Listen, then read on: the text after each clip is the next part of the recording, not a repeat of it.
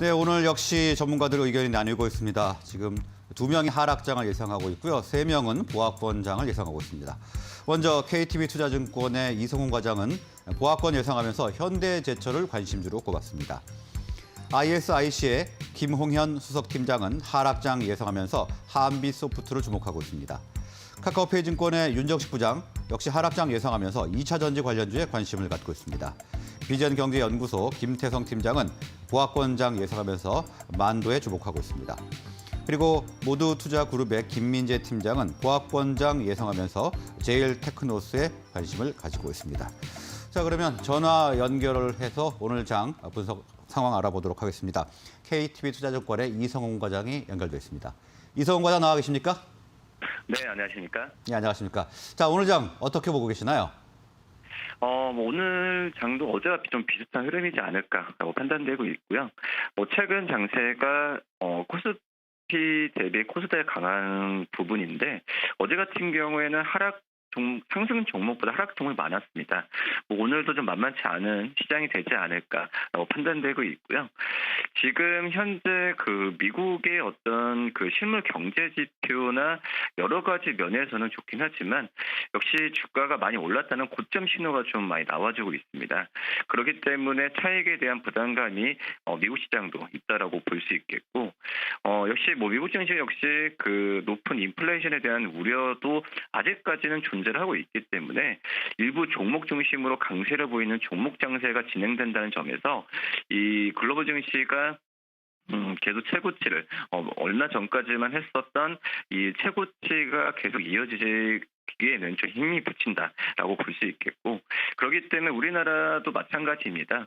물론 이제 그 전에 미국 증시 올랐을 때 이 커플링 현상은 좀 없었고 오히려 떨어질 때 동조화 현상이 있었던 좀 안 좋은 모습을 보여주었는데 이렇게 좀 미국 증시에 대한 이 고점 논란이 있었을 걸 대비해서 우리나라 증시 같은 경우에도 그전에 좀 많이 올랐었던 종목들의 차익에 대한 그런 부분은 좀 주의를 해야 되지 않을까라고 판단되고 있습니다. 물론 이제 NFT, 메타버스, 2차 전지 같은 이런 모멘텀 있는 종목들의 강한 유동성이 몰리는 추세이긴 하지만 이거에 대한 부분은 대비를 해야 되고, 오히려 지금 주가가 유동성이 안 몰리면서 이 실적 대비해서 많이 안 갔었던 종목 중심으로 좀 매수 전략을 짜는 것도 나쁘지 않다라고 좀 판단이 좀 되고 있습니다.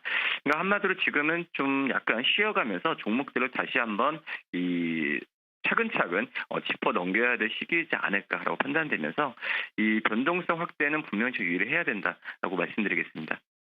네, 글로벌 증시의 리스크가 여전한 상황이기 때문에 변동성이 좀 큰 증시가 될 것이다. 그렇기 때문에 쉬어가면서 종목들을 차분히 분석해보는 시간 갖자, 이렇게 말씀을 해주셨습니다.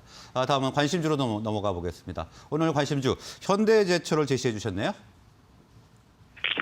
네, 우선 현대제철 같은 경우는 지금 관심을 좀 가져야 된다는 납폭 과대주다라고 좀 말씀을 드릴 수 있겠고요.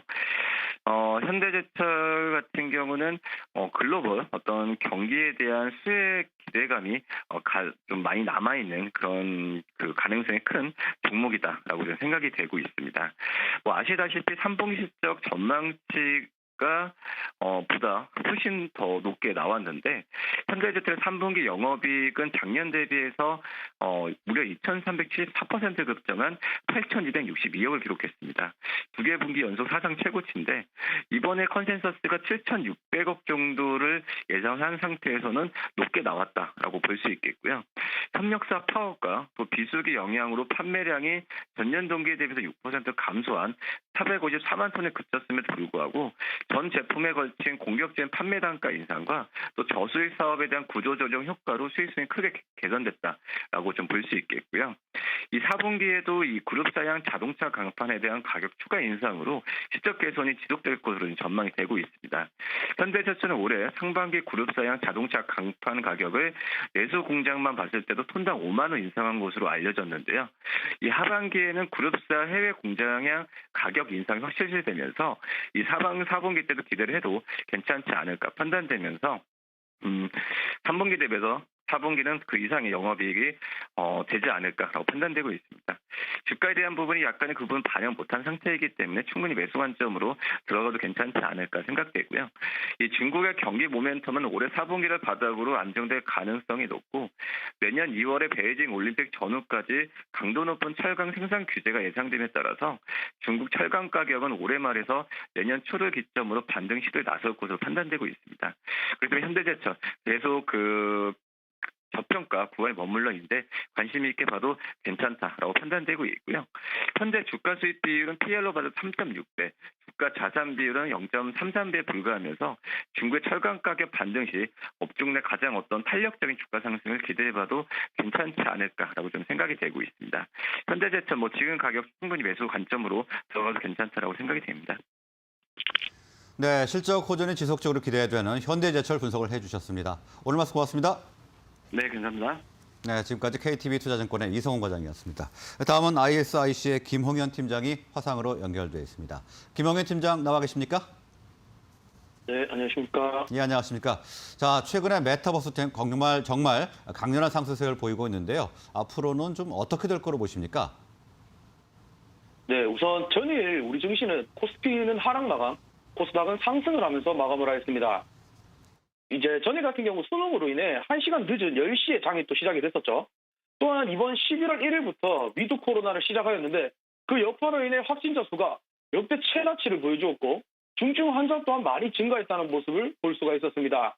여기에 더해서 미 증시가 인플레이션 우려로 하락을 하였는데요. 미 증시 동조화가 일어난 가운데 뚜렷한 주도 종목이 없이 하락을 지속을 하고 있고 10월 영국과 캐나다 등 물가 상승률이 글로벌 인플레이션 압박을 높였다는 모습 또한 보여주고 있습니다. 자, 이러한 여러 악재로 인해 투자자들의 심리가 많이 위축이 되면서 전일 국내 시장에 영향을 주어 크게 상승하지 못하는 모습을 볼 수가 있었는데요. 전일 수급을 살펴보면 외국인과 기관은 매도세를 보여주었는데 개인이 순매수를 이어가면서 낙폭 확대는 방어를 하였습니다. 종목들로 본다면 코스피 시가총액 상위 종목들은 대부분 하락을 하였는데 메타버스 내 코인 결제 사업 확대 기대감이 반영이 되면서 메타버스, NFT 관련주들은 강세를 지속을 하였습니다. 자, 이런 식으로 국내 확진자 수가 역대 최대를 기록하고 있고 글로벌 인플레이션이 우려가 되고 있는 지금의 시점에서는 고배당의 안전마진을 확보한 기업을 중심으로 추려나가시는 전략이 필요할 것으로 보여집니다. 예, 최근에 투자 심리가 위축되면서 지금 주도주 없이 하락하고 있는 장이 연출이 되고 있는데요. 자, 그러면 오늘 장 관심주 어떤 종목 주목하고 계십니까? 네, 제가 이번에 관심 있게 보고 있는 테마는 증강현실 관련주입니다. 자, 전일 코로나 확진자 역대 최다치를 기록을 했고 위중증 환자까지 늘고 있죠. 자, 지금처럼 위드 코로나 여파로 코로나 확진자 수가 늘어난다면 위드 코로나 또한 중단이 될 것인데요.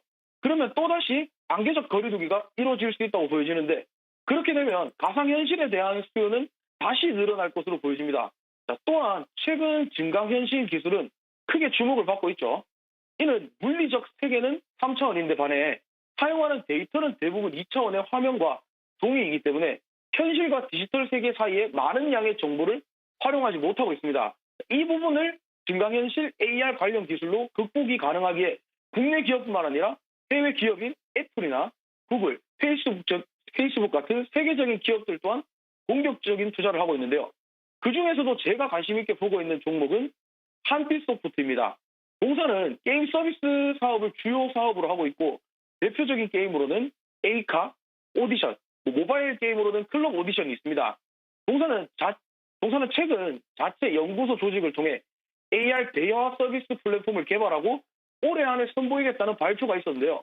이는 AR 헤드셋을 사용하지 않고 오로지 PC만으로도 가능할 수 있는 개발을 착수하고 있고 올해 선보일 이 플랫폼에서는 자신과 같은 목소리로 감정을 넣어서 말하는 3D 아바타를 창조하는 것이 가능한데 이용자는 직접 말을 하지 않아도 텍스트 입력만으로 타인에게 목소리가 실제 목소리인 것처럼 들려주는 것이 가능하고 이렇게 되면 유튜브나 비대면 온라인 강의와 같은 반복적으로 촬영과 음성 녹음을 해야 하는 경우와 언어 장애인에게 가상의 목소리를 찾아주는 역할까지도 기대해 볼 수가 있습니다. 자, 이런 식으로 현재 이슈인 메타버스와 증강현실 기술까지 개발을 하고 있는 지금의 시점에서는 동사의 내년 2022년 이후에 매출을 지켜봐야 될 중요한 포인트라고 생각을 해봤습니다. 증강현실 관련주인 한빛소프트 분석을 해주셨습니다. 오늘 말씀 고맙습니다. 감사합니다.